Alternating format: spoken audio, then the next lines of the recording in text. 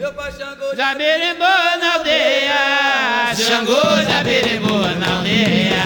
Meu pai Xangô já berimbou na aldeia. Xangô já... Vamos lá, vocês já ouviram falar de linhas e falanges?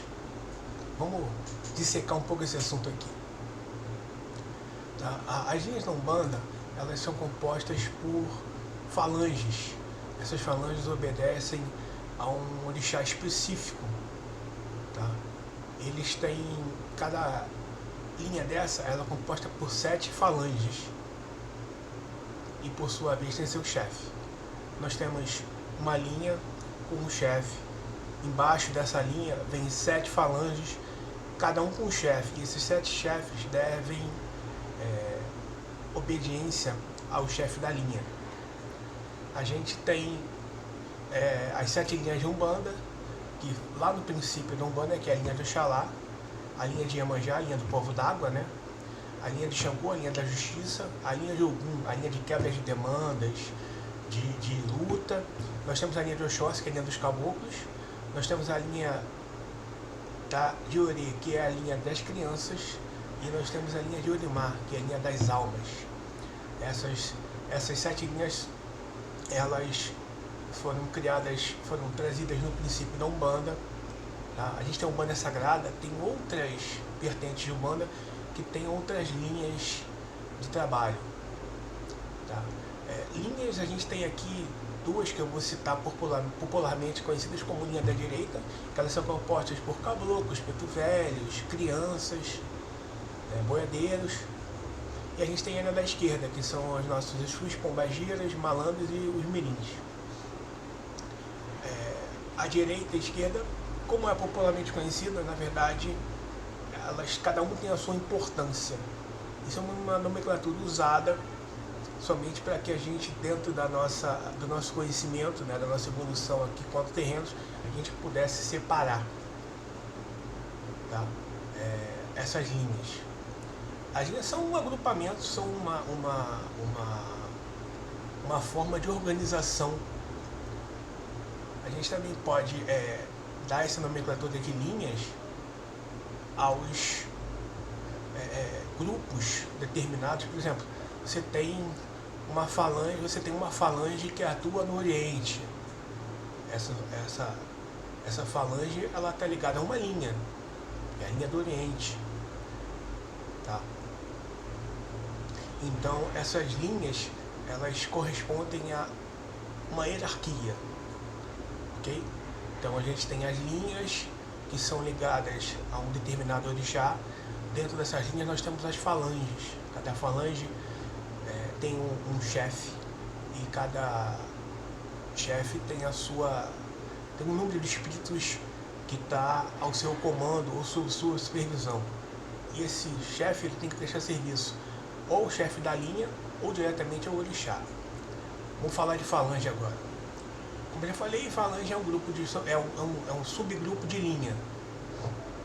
Tá?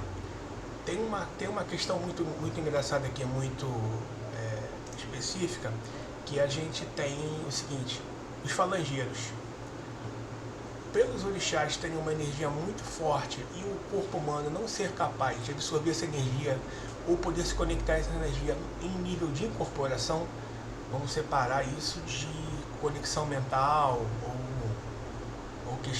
uma questão assim. Estou falando de incorporação, tá? Então, o que acontece? Dentro dessa falange existem falangeiros, ok? Que são espíritos que têm uma ligação com esse orixá específico, que fazem as vezes dele. Então, quando alguém incorpora algum, está incorporando a energia de algum, mas através de um espírito, de um falangeiro que carrega a vibração de algum. Ok? Vamos lá. Toda falange tem um chefe. Então, esse chefe, ele presta serviço a um orixá, ok? E ele é que dita as regras, ele é que dá o caminho, o direcionamento a essa falange. Como eles têm que se comportar quando acontece algum problema. É como se fosse vamos dizer assim, uma empresa. ela é o diretor e tem os seus subordinados.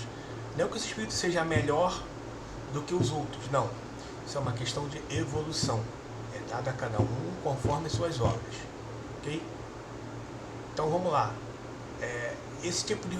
as falanges, a gente, dentro dela, como são vários espíritos com o mesmo nome, você pode encontrar, por exemplo, 2 caboclos pena branca no mesmo terreiro. Mas só que tem as suas particularidades. Eles têm o mesmo nome. Eles trabalham para o mesmo orixá. No caso seria Oxalá, branco por causa de Oxalá. Só que eles podem ter a nuance, eles podem ter diferenças por causa dos médios. O que eu falo diferença? Às vezes a forma de chegar, às vezes a forma de trabalho. Então a gente tem que olhar que, apesar deles serem espíritos que estão com o mesmo nome, eles têm uma forma diferente de trabalhar. Ou seja, até pelo próprio espírito que está ali trabalhando, quanto pelo próprio médium. Ok? Tem que ficar bem claro. O espírito, quando ele desencarna, ele pode ter aí a sua afinidade, né? Tanto com a linha, quanto o orixá, quanto com o médium, entendeu? Então, assim, e a gente tem a questão também dos espíritos, das falanges. Por exemplo, você pode ter um caboclo, todo caboclo ele é de Oxóssi, ele estaria ligado ao Oxóssi, tá? A partida dele, o ponto de partida dele é Oxóssi, mas ele pode ser Oxóssi e estar prestando serviço por exemplo, a Iansã. Por exemplo, a cabocla da praia, ela está ligada a Iemanjá, tá? O caboclo folha verde, diretamente, ele está ligado ao Oxóssi, tá? O preto velho benedito de Aruanda, ele está ligado ao Oxalá. Por quê? Porque Aruanda seria o céu, seria para onde os espíritos, quando desencarnam, retornam. Ok? Então, assim, nada impede que, por exemplo, você tenha um caboclo de Omulu que esteja trabalhando, por exemplo, para Iemanjá. Ele esteja esteja com o médium de Iemanjá, mas ele seja de Omulu. Nada impede isso, tá?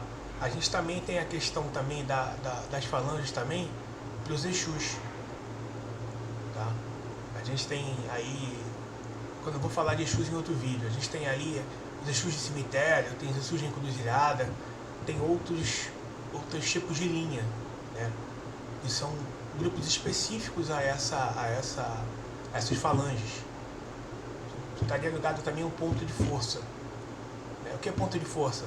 É onde a área de atuação. Iemanjá na praia, o Baloei no cemitério, Xangô na pedreira, Iansã no bambuzal, né? E por aí vai, Oxum na cachoeira. A gente também tem, por exemplo, para falar de roupagem, né, de nome, a gente tem, por exemplo, o Exu Quebra-Osso, que é ligado à linha dos Caveiras e serve ao Baloaê, né? A gente tem a Pombagira da praia, que serve a Iemanjá, né? Pedrinho da Cachoeira, por exemplo, ele é um herê de Oxum, mas ele está a serviço de Xangô, que é o herê que eu trabalho. O Malandro do Morro, ele é linha da malandragem, tá? E está ligado ali às almas, está ligado ali ao grupo das almas, ok? Os falangeiros nos mostram que até a espiritualidade é organizada, tem que ter uma hierarquia. Como dentro de um terreiro tem uma hierarquia, a espiritualidade também tem. Então ela tem as suas linhas, falanges, tem o chefe de linha, tem o chefe de falange, tem espíritos que atuam na falange e devem, não é obediência, mas eles devem, dão conta e prestam conta, vamos dizer assim, como diz o outro, né? Eles prestam conta ao chefe de falange, que presta conta ao chefe de linha, e esse presta conta ao orixá.